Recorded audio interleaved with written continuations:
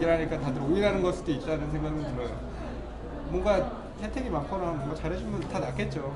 그렇지 않으니까 현실적으로 나중에는 정말 기업들이 채용하기 위해서 온갖 애를 쓸 거라더라고. 인구가 점점 줄면 결과적으로 이게 더 유리하죠. 왜냐면 나는 갑이 아니니까. 그러니까 내가 갑이 아니라면 이게 훨씬 유리하죠. 노동자 입장이라면.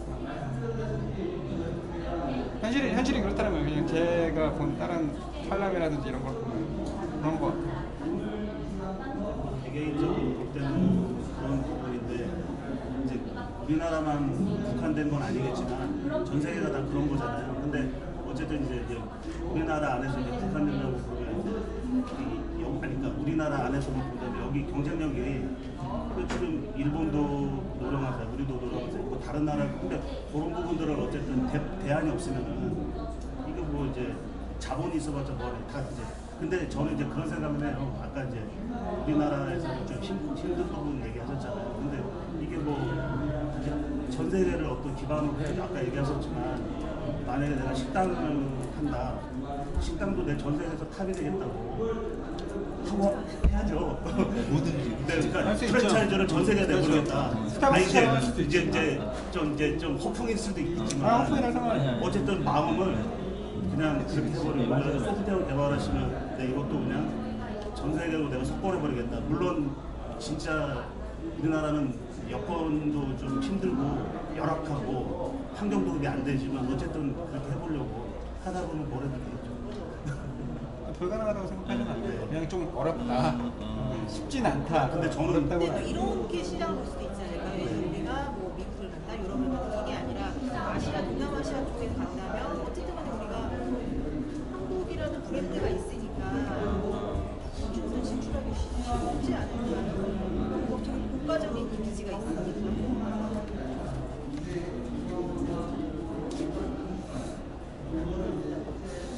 온오프믹스 같은 경우도 실리콘밸리에 이런 모델이 있대요. 근데 이제 아시아 쪽은 안 와가지고 지금 온오프믹스가 중국 쪽으로 계속 왔다 갔다 하면서 그쪽으로 좀 한다고 그러더라고요.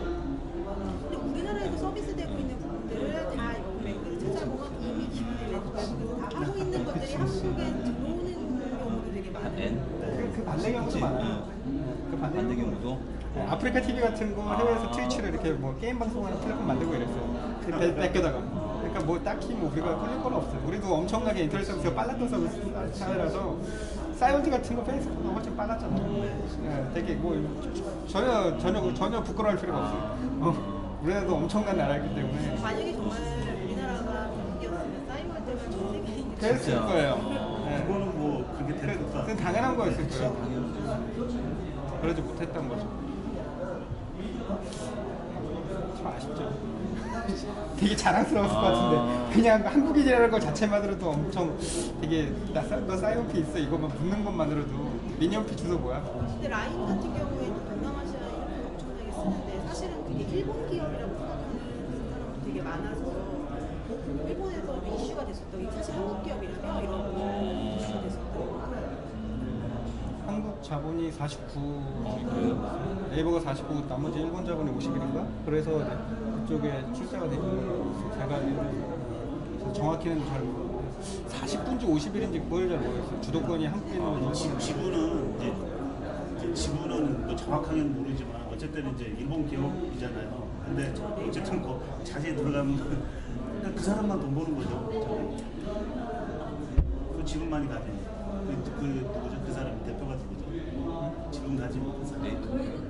이해찬? 그 사람이 거기 지금 이해진인가? 이해진 그 사람 그때 4%밖에 없어요. 지분이 많지 않아요. 근데 나머지는 하여튼 뭐 그 한국 지분이 많기는. 근데 어떻게 보면 일본 기업이잖아요. 근데 그 글로벌로 가니까 이제 뭐 지금 외국 기업들도 다 글로벌로 하니까. 사실 일단 네이버 서비스 하다가 다 폐업시키고 또 하다가 안 되면 폐업시키고 시도하는 거잖아요. 그냥 할 거면 그래도 좀 하든가. 안 되니까. 큰 돈 드는 거 아니잖아요, 사실. 네이버 정도면. 하다가 뭐 좀 적고, 인수해서 망하면 또 적고, 뭐 너무 좀 그런 게 많아서. 근데 어쨌든 진짜 저도 이것도 네이버도 이렇게 될 줄 몰랐어요. 아 저는 제가 생각한 것보다 얘네들 돈 진짜 많이 벌더라고요. 잘은 몰랐는데 아 장난이 아닌 거예요. 그렇지. 거기 그 메인 페이지에 그 타임보드라고 그러거든요. 거기 북한이 그게 한 시간에 몇 천만 원씩 받더라고. 새벽 시간에는 뭐 몇백만 원 있는데 광고 있죠. 메인 하면 네, 타임보드라고 딱 보고 배너 하나가 그러니까 이런 낮 시간에는 굉장히 비싸요. 천만 원이고 뭐 새벽 시간에는 뭐 몇백만 원씩 하더라고요. 우리나라 포털 사이트 디자인이 네. 그렇게 구축되는 이유가 있죠. 네, 그치. 비즈니스 모델이 그렇게 짜졌기 때문에 그 디자인을 뺄 수가 없어요, 구글처럼. 아니, 그 제가 아는 친구 이제 후배가 네이버에서 개발자로 일을 하고 거기서 독립해서 회사를 차려가지고 컴퓨터를 하나 개발했는데 그거를 이제 넘겼나 봐요. 얘네 어디다 넘겼는지 넘겨가지고 그 인쇄 뭐라고 그러죠?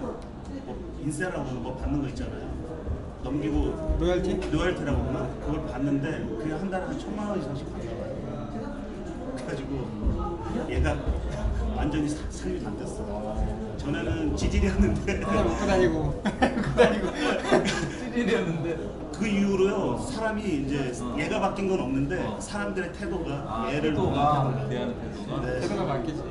그러니까 사람이 이제 가치가 확 올라가 버리는 거지. 그래서 이제 이게 참 그래요. 저도 지금 맞아. 비즈니스 모델 특허 내가 비즈니스 모델이 아니지 BM 특허 내려고 특허 변리사 만났거든요. 저저번 주에. 네. 그래서 그걸 가지고 좀 한국에 낸 다음에 해외 특허를 내가지고 페이스북이나 구글에 오퍼를 하려고 그래요. 그래서 저 삶을 꿈꾸고 있는데 야 여기 이거 잘 시도해야 돼. 그치. 모르겠어요 어떻게 될지 사실. 시도해야 돼. 안 되더라도 시도해.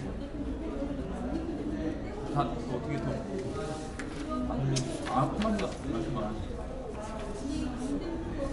책 얘기만 좀 하면은 저희 입장에서는 독점을 더 당기는 일이에요. 왜냐면 숙소의 생태계를 만들어주는 거라서 사실 뭐 구글이 막 만들어지고 좀 시장이 열어지면은 저희 개발자들 입장에서는 이제 비즈니스 모델을 새로 만들어내는 시장을 열어주는 거니까 그런 면에서 이제 조금씩 성장할 수 있는 그런 시장을 열어주는 그런 시장이라서 독점을 약간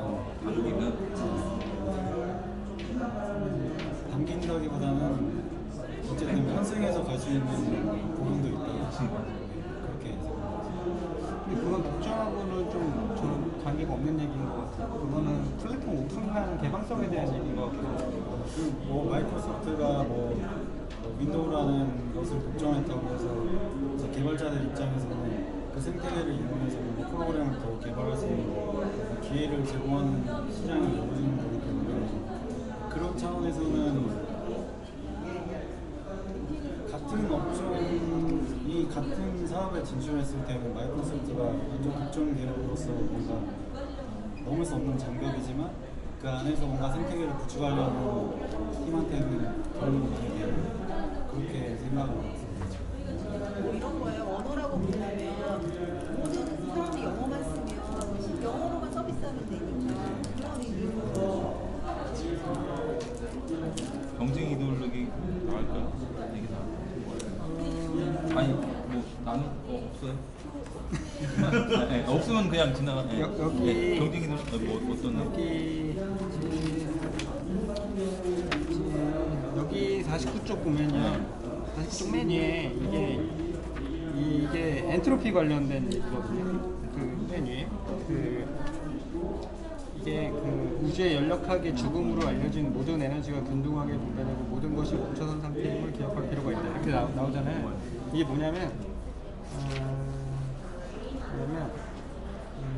그러니까 뭐 이 책상도 되게 깨끗했는데 지금 계속 더럽혀지잖아요. 그렇죠? 그러면은 이걸 계속 또 치우기 위한 노력을 해야 되잖아요. 그러니까 이렇게 치우기 위한 노력을 해야 되는 게 인간이 하는 모든 생산활동. 그러니까 이거 그렇게 안 하면은 계속 이렇게 더러워지는, 이렇게 사용할 수 없는 상태로 이렇게 점점 흘러간다는 거예요. 이 기본적인 그 개념이. 그러니까 결과적으로 여기서도 경쟁이 계속 치열해지다 보면 결과적으로 뭔가 생산적이지 않은 형태로 쭉 흘러가게 되고 이것들을 결국 다 치워버리고 뭔가 더 이렇게 좋은 기업, 좋은 독점하는 체제로 만들기 위한 그런 행위를 하게 된다. 이런 식으로 이해하면 될 것 같아요. 이게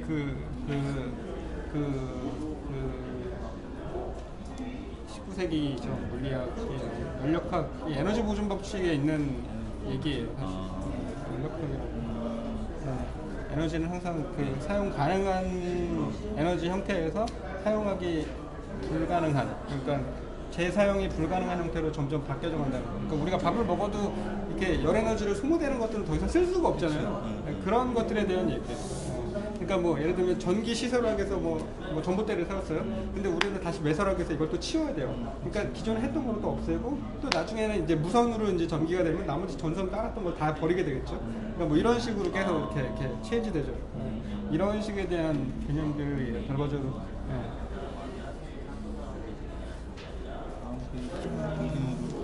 이걸 주고 절반만 해야지. 제가 이렇게 네. 경쟁 이데올로기, 창조적 독점이란 새로운 제품을 만들어서 모든 사람에게 혜택을 주는 동시에 그 제품을 만든 사람은 지속 가능한 이윤을 얻는 것이다. 경쟁이란 아무도 이윤을 얻지 못하고 의미 있게 차별화되는 부분도 없이 생존을 위해 싸우는 것이다. 그렇다면 왜 사람들은 경쟁이 건강하다고 믿는 걸까? 그것은 경쟁이 단순히 경제학적 개념이나 개인 또는 기업이 시장에서 겪어내야 하는 불편함이 아니라 하나의 강박관념, 즉 이데올로기이기 때문이다. 우리 사회 구석구석에 침투해 있는 이 이데올로기가 우리의 사고를 왜곡하고 있다. 우리는 경쟁을 설파하고 경쟁은 필요한 것이라고 뼛속 깊이 새기며 경쟁이 요구하는 것들을 실천한다. 그리고 그 결과로 경쟁 속에 갇힌다. 경쟁을 더 많이 할수록 우리가 얻는 것은 오히려 줄어든다. 이렇게 간단명료한 진실을 우리는 모두 무시하도록 훈련받았다.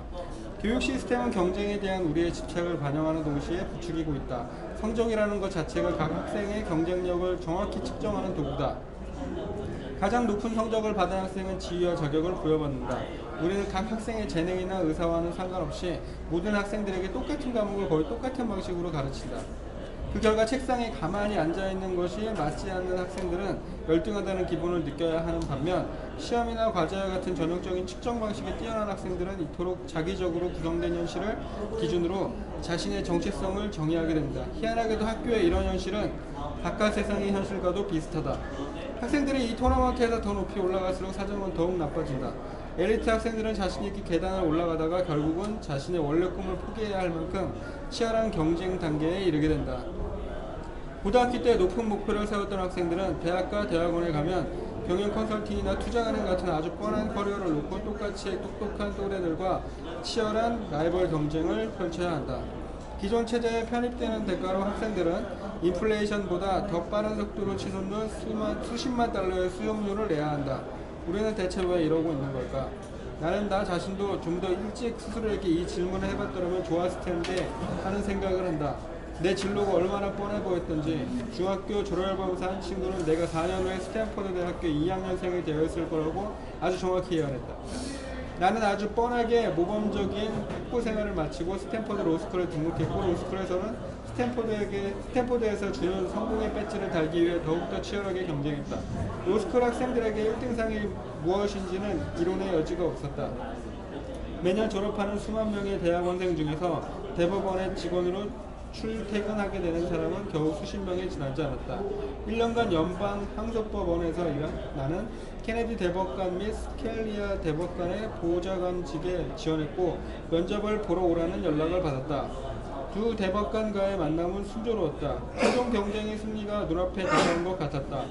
당시 나는 보좌관이 되면 평생이 보장된다고 생각했다. 그러나 나는 보좌관이 되지 못했다. 페이팔을 설립해서 팔고 난 후 2004년에 나는 옛 친구 한 명을 우연히 마주쳤다. 내가 대법관 보좌관에 지원할 당시 그 준비 과정을 도와주었던 친구였다. 우리는 거의 10년 만에 대화를 나누게 되었다. 그 친구의 첫 마디는 잘 지내? 나 세월이 이렇게 많이 흘렀군 따위가 아니었다. 친구는 활짝 웃으며 이렇게 물었다. 어때 피터? 보좌관이 안 돼서 정말 기쁘지 않아? 이제 이렇게 결과를 다 알고 나서 생각해보면 우리 둘 다 내가 최종 경쟁에서 탈락된 게 오히려 잘된 일임은 안다. 만약 대법원에서 일하게 되었다면 나는 아마 사건 조사를 쓰거나 남의 사업 계약서에 초안을 쓰며 평생을 보냈을 것이고 새로운 것은 아무것도 만들어내지 못했을 것이다. 얼마나 달라졌을지는 말하기 어렵지만 기회비용만큼은 어마어마했다. 로즈 장학생 로즈 장학금은 미국 등에서 최고의 엘리트 대학생들에게만 주어진다. 로즈 장학생들은 모두 어렸을 때는 아주 훌륭한 미래를 갖고 있었다. 전쟁과 평화 교수들은 학계의 무자비한 문화를 대수롭지 않게 여기지만 경영자들은 언제나 비즈니스를 전쟁에 비유한다. MBA 학생들은 클라우제 비치의 전쟁론과 손자의 손자병법을 들고 다닌다. 우리가 일상적으로 쓰는 비즈니스 용어에도 전쟁에 관한 비유가 곳곳에 침투해 있다. 우리는 헤드헌터를 고용해서 판매 인력을 부강해 전속 시장을 장악하고 대박을 내기 바란다. 하지만 이것은 비즈니스가 아니라 전쟁 같은 경쟁이다.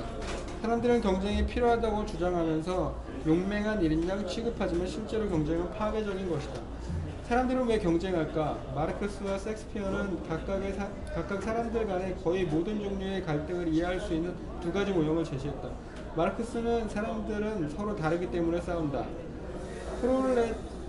프롤레타리아가 부르주아와 투쟁하는 것은 생각과 목표가 전혀 다르기 때문이다. 차이가 클수록 충돌도 커진다. 반면 섹스피어가 그리는 싸우는 사람들은 모두 비슷비슷하다. 그들은 싸울 이유가 전혀 없으며 왜 싸우는지도 분명하지 않다. 한 예로 로미오와 줄리엣은 똑같이 지체 높은 두 집안이 라는 대사로 시작된다.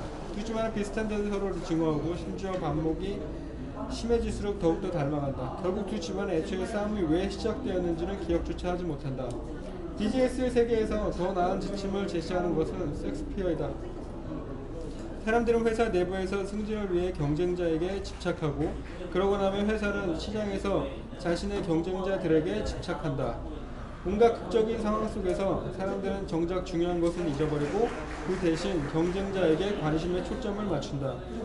섹스피어의 모형을 현실 세계로 가져와 보자. 로미오와 줄리엣을 기초로 해서 게이츠와 슈미트라는 연극이 있다고 상상해 보는 것이다. 몬터규는 마이크로소프트이고 캐플릿은 구글이다. 최고의 컴퓨터 광들이 운영하는 훌륭한 두 가문은 똑같기 때문에 분명 충돌하게 될 것이다. 모든 훌륭한 비극이 그렇듯이 충돌은 돌이켜봤을 때만 불가피해 보일 뿐 실제로는 충분히 피할 수 있었던 일이다. 두 가문은 완전히 다른 곳에서 왔다. 몬터규 집안은 컴퓨터 운영체제와 사무용 운영 프로그램을 만들었고 케플러 집안은 검색 엔진을 만들었다. 그런데도 대체 싸울 이유가 무엇이었을까? 이유는 많았다. 신생기업이었을 때 각 가문은 상대편을 내버려 두는 것으로 만족하며 각자 반영의 길을 찾았다. 하지만 점차 가문이 성장하면서 이들은 서로에게 관심의 초점을 돌리게 되었다. 몬터규 사람들은 몬터규 집안에 집착하는 캐플릿 사람들에게 집착했다. 그래서 어떻게 되었을까? 운영체제는 윈도우 대 크롬, 검색 엔진은 빙 대 구글, 인터넷 브라우저는 익스플로러 대 크롬, 사무용 응용 프로그램은 MS 오피스 대 문서 도구, 태블릿 PC는 서피스 대 넥서스로 서로 경쟁하게 됐다. 가문의 전쟁이 몬터규가와 캐플릿가의 아이들을 희생시켰던 것처럼 마이크로소프트와 구글은 지배력을 상실했고 그 자리에 호련히 애플이 나타나 두 가문을 모두 제치고 나아갔다. 2013년 1월 애플의 시가총액은 5천억 달러로서 구글과 마이크로소프트를 합친 4,670억 달러를 넘어섰다. 3년 전만 해도 마이크로소프트와 구글은 각각 애플보다 시가총액이 높았다. 전쟁은 큰 비용을 치러야 하는 비즈니스다. 경쟁 구도는 해묵은 기회를 지나치게 강조하게 만들고 과거에 효과가 있었던 것을 그대로 베끼게 만든다. 최근에 널리 보급된 휴대용 신용카드 리더기를 생각해보자. 2010년 10월에 스퀘어라는 신생기업은 작은 사각형 모양의 리더기를 출시했는데 누구든지 아이폰만 있으면 신용카드를 그어서 결제할 수 있는 훌륭한 휴대기기용 결제 솔루션이었다. 그러자 모방자들이 앞다퉈 나타나기 시작했다. 내시큐어라는 캐나다 회사가 반달 모양의 자체 카드 리더기를 출시했다. 인투이트는 이 도형들의 전쟁터에 원통 모양의 리더기를 내놨다. 2012년 3월 이베이의 페이팔 부문 역시 비슷한 카드 리더기를 내놓았고 모양은 삼각형이었다. 그리고 이 제품이 스퀘어에게는 결정타가 됐다. 역시 사각형보다는 삼각형이 간결했다. 섹스피어풍의 이 대하소설은 더 이상 도형 모양이 남아나지 않을 때까지 계속될 것 같았다. 모방 경쟁의 위험성을 생각해보면 아스퍼가 증후군처럼 사회적 기술이 부족한 사람이 지금의 실리콘밸리에서는 오히려 유리해 보이는 이유를 조금은 이해할 수 있을 것 같다. 예를 들어 어떤 사람이 사회적 신호에 남들보다 덜 민감하다면 그 사람은 남들과 똑같은 일을 할 가능성이 줄어들 것이다. 그런 사람이 물건을 만들거나 컴퓨터 프로그램을 짜는 데 관심이 있다면 외골수처럼 그 일만 파고드는 것도 겁내지 않을 것이고 그러다 보면 그 일을 믿기 힘들 만큼 잘하게 될 것이다. 그런 다음 그 능력을 어딘가에 적용한다면 그 사람은 소신을 끝까지 포기하지 않을 가능성도 남들보다는 크다. 따라서 이 사람은 뻔한 것을 놓고 경쟁하는 무리들 속에서 휩쓸리지 않을 수 있게 되는 것이다. 경쟁 때문에 사람들은 기회가 없는 곳에서 기회라는 환상을 보기도 한다. 광란의 1990년대에 일어났던 온라인 애완동물용품 시장의 치열한 싸움이 바로 그런 행동이었다. 이 시장에는 패치닷컴, 페토피아를 비롯해 비슷비슷한 경쟁업체가 수십 군데나 있었다. 각 업체들은 경쟁자를 퇴치하는 데 혈안이 되어 있었는데 그 사실 자체만으로도 이미 각 업체 사이에 실질적 차이가 없다는 방증이었다. 객검 가격을 누가 가장 공격적으로 설정할 것인가, 슈퍼볼 광고를 누가 가장 잘 만들 것인가와 같은 전술상의 각종 문제에 폭 빠진 나머지 이들 회사는 과연 온라인 애완동물 용품 시장이 계속해서 남아있을 만한 곳인가? 라는 더 큰 질문은 완전히 잊어버리고 말았다. 지는 것보다 이기는 것이 낫겠지만 싸울 만한 가치가 없는 경쟁이라면 모두가 진 것이나 마찬가지다. 닷컴 붕괴 이후 닷컴이 사업을 접자 3억 달러의 투자 자본도 함께 사라졌다. 경쟁이 유산한 양상을 띠며 방해받게 되지 않는 경우는 이외에도 많다. 오라클의 공동 설립자이자 CEO인 레리 에릭슨과 1993년 시벨 시스템스를 합격하기 전까지 오라클의 판매부는 실시하면서 앨리슨이 통일받던 시벨 사이의 충돌을 떠올려보라. 앨리슨은 시벨의 배신이라 생각했던 것에 경로했다. 시벨은 옛날 보스의 존재에 가려짐을 불질렀다. 그 사람은 기본적으로 똑같은 사람이었다. 무언가를 파는 것을 좋아하고 남자에게 지는 것을 싫어한 저돌적인 시카고 사람들이었다. 그래서 두 사람은 무인도로 죽었다. 앨리슨과 시벨은 서로에 대한 방해 공격으로 1990년대 후반을 소모했다. 앨리슨은 시벨의 직원들에게 회사를 그만두라고 종용하기 위해 시벨의 본사로 아이스크림 샌드위치를 몇 트랙씩 보내기도 했다. 샌드위치 종이에는 이렇게 쓰여져 있었다. 걸음이 멀지 않았습니다. 오라클이 여기 있습니다. 당신의 밝은 앞날과 코리아를 위해. 이 상황에서 오라클은 의도적으로 달콤한 적을 만들었다. 에릭슨을 놀리는 이랬다. 의욕적으로 보일 만큼 흔적이 있다는 것은 그래서 직원들에게 동기부여가 되는 것은 언제나 좋은 일이다. 하지만 여기 너무 커서 실제로 위협이 되어서는 안 된다. 그러다 보니 1996년 인코믹스라는 조그만 데이터베이스 회사가 레드우드 쇼어즈에 있는 오라클의 본사 근처에 이런 공업관을 세울 때 아마 에릭슨은 무척 기뻤을 것이다. 분명 잘 있는 길 주의. 그리고 101번 고속도로 3号선 쪽에는 인코믹스가 된 또 다른 공업관이 서 있었다. 방금 레드우드 쇼어즈를 지나치셨습니다. 저희도 마찬가지입니다. 오라클은 인코믹스의 소프트웨어가 갈등이보다 더 느리다는 우리의 방송을 만들어냈다. 그러자 인코믹스의 CEO였던 하이트는 좀더 개인적인 안가품을 하기로 마음먹었다. 레리 에릭슨이 일본의 사무라이 문화를 좋아한다는 것을 알게 된 하이트는 오라클의 로고에 그려진 사무라이 칼이 함께 그려진 새로운 광고판을 주문했다. 이 광고는 이제 광고를 소비하는 대중들은 물론 오라클이라는 회사 자체를 겨냥한 것도 아니었고 그저 에릭슨이라는 개인에 대한 공격이었다. 하지만 화이트는 경쟁 자체에 많은 시간을 소모했는지 모르겠다. 화이트가 광고판을 제작하는 연임이 없는데 인코믹스는 대형 흑백의 조작 스캔들이 터졌고 화이트는 사기죄로 연방 수배에 포함되었다. 경쟁자를 비웃었다며 합병하는 선이 나올 수 있었다. 1908년 나는 맥스 레포친과 함께 홈피니티를 창업했다. 1999년 말 우리가 페이퍼라는 제품을 출시하자 일론 머스크의 엑스닷컴이 미국까지 추격해왔다. 두 회사의 사무실은 펠레토의 유니버시티 가에 겨우 4블록 떨어진 곳에 위치하고 있었고 엑스닷컴의 제품은 사양 하나하나가 우리 것과 똑같았다. 1999년 말이 되자 모든 총력전을 펼치고 있었다. 페이팔에 매달리고 있던 우리는 일주일에 100시간을 일하는 사람도 많았다. 비생산적인 형태였다는 것은 두말 나이가 없었지만 당시 우리의 관심사는 객관적 생산성이 아니라 X닷컴을 무찌르는 것이었다. 이런 목적으로 우리 엔지니어 중 한 명은 실제로 폭탄을 설계하기로 했다. 그가 팀 미팅에서 폭탄 설계도를 꺼내놓자 다행히 더 차분한 사람들이 나서서 그 제안을 잠이 극단적으로 부족한 탓으로 돌렸다. 하지만 2000년 2월이 되자 밀런과 나는 서로에 대한 걱정보다 팽창하고 있는 닷컴 버블이 더 걱정되기 시작했다. 인문계에 타격이 생긴다면 우리는 이 싸움을 끝내기 전에 둘 다 망할 것이 분명했다. 그래서 3월 초에 우리는 중립지역, 주 사무실로부터 정확히 같은 거리에 위치한 카페였다.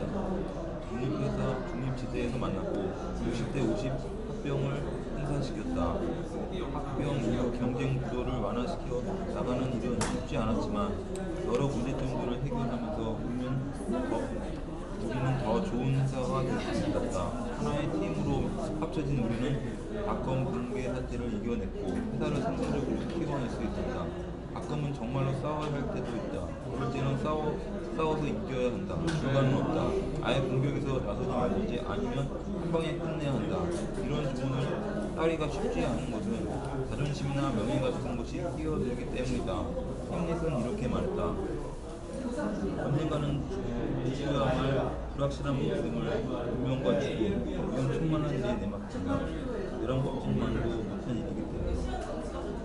마땅히 위대하다는 것은 위대한 모습이 없이 행동하는 것이 아니라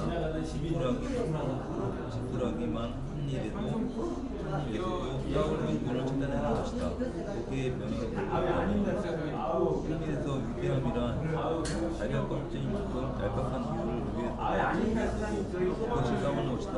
중요한 일을 위해서라면 싸우지 않는 사람이 없을 테지만 진정한 영웅은 개인의 명예를 아주 진지하게 받아들이는 나머지 중요하지 않은 일을 위해서조차 기꺼이 싸우려고 한다.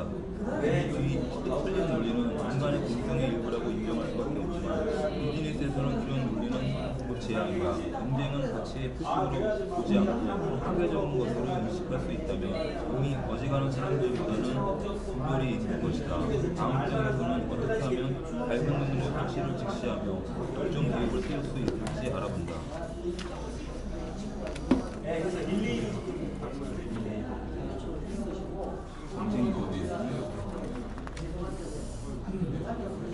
그러니까 본인의 이제 펜타티브 본인의 얘기를 하잖아요. 본인은 굉장히 이제 여기서 본인의 경험에서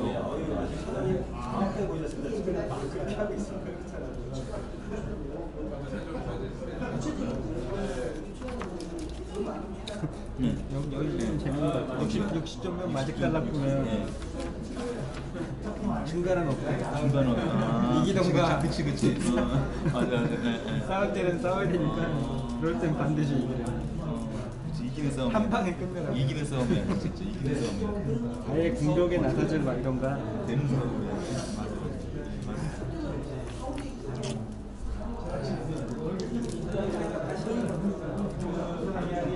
근데 개인적으로 이제 이걸 듣다가 느낀 건데 남들이 보기엔 진짜 이 타임에서 싸워줘야 되는 생각. 근데 이제 내가 판단했을 때는 실익은 없는 거지. 그렇지 남들이 봤을 때 속 시원해. 남들이 봤을 때 그럴 때 이제 나의 자존심과 남들에 대한 어떤 그런 걸 보고 혼자 참고 있을 때 진짜 한번 지르고 싶어. 그러나 나에게 실익이 없어서 참는 실익이 없으니까. 너무 답답한 거야. 너무 속상하고. 실익은 없고 뭔가 또 많은 생각이 들거든. 우리 직원들이 볼 때 우리 사장은 저렇게 하면 안 지르나? 뭐 이렇게 안 멋있어 보이지 않을까? 뭐 이런 생각도 하면서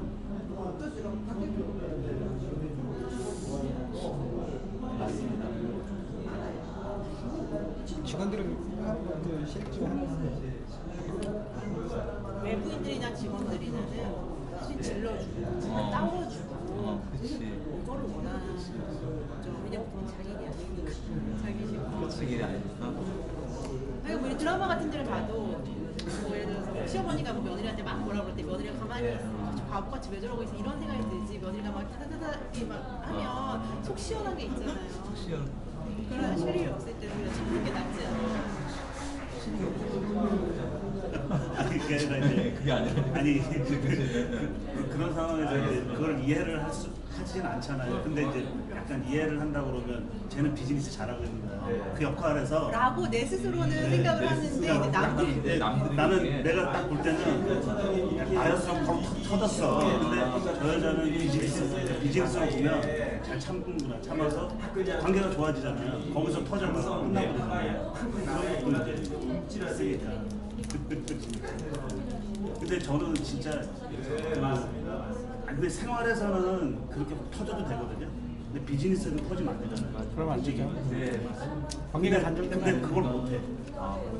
저는 좀 못해. 그러니까 이게 일반 생활이나 비즈니스랑 같아. 같아요. 그러니까 사실은 일반 거는 서로 그냥 어느 정도 뭐 약간 뭐 피해가 온다 그러면 적게 오잖아요. 그 둘 관계가만 안 좋아지고 거기 아니거나 조금 넓힌 정도만 안 좋아지는데 이 비즈니스 한 잘못되면 그냥 일단 경제적으로 현실이 오고 근데 참 그게 왜냐면 이제 그런 것도 못 보겠더라고요. 이렇게 상대편의 이제 사장이나 이제 여기도 뭐 왜 싸우는지는 이제 세부적인 게 있겠지만 저런 놈을 구속하고 나지. 아니 그러니까 저렇게 더럽게 사실 나도 더럽게 하지만 이제 하면서도 제가 딱 볼 때는 저 새끼 진짜 더 더러운 것 같아. 저건 좀 안 했으면 좋겠다 하는데 그 속에 생각만 갖고 있잖아요. 그러니까 싸울 일은 없는데 어떤 상황에서 뭐가 이제 엮여가지고 터져버리거든요. 근데 그걸 참아야 되는데 참지를 못해가지고 사단이 벌어지는 거거든요. 그러면 이제 그 회사만 끝나는 게 문제가 아니라 이게 또 소문이 나잖아요. 그럼 이제 뭐 제가 아무리 잘했어도 그 사람은 저 잘했다고 하겠어요. 그러면 안 좋은 얘기 뭐 모든 사건이 한 달에 건너면 그치. 근데 참 비즈니스는 어쨌든 아까 어떤 경우는 딱 이게 그런 판단이 참 어렵더라고요. 그냥 확 질러버려서 그냥 끝내버려야 되는지 아니면 그냥 그래도 이렇게 풀고 가야 되는지 정답은 없는 것 같지만 어쨌든 되게 어려워요. 평판이 좋아야 되지 않나? 일단은 그 평판 그렇다고 평판을 너무 쫓아도 안 되죠.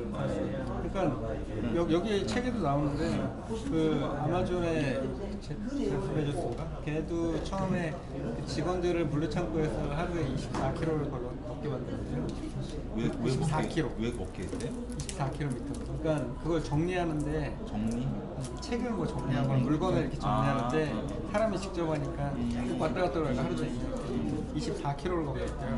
유럽에서 그때 욕을 먹었다는데 지금은 되게 자동화로 많이 되어 있죠. 로봇들이 실제로 많이 하고. 근데 진짜 잔인한 거는 그 사람들이 깨달아가지고 로봇을 실제로 만들어서 인간들을 다 그냥 고용하지 않는 게 더 잔인하다는 거예요. 책에서 얘기하는 거. 이 얘기 멸치? 아무튼 뭐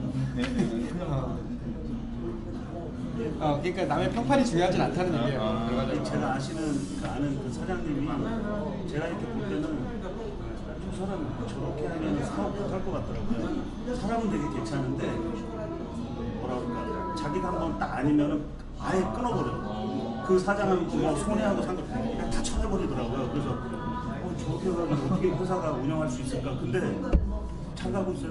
그래요? 그것도 맞출 수 있는 것 같아요. 저 예전에 뭐지?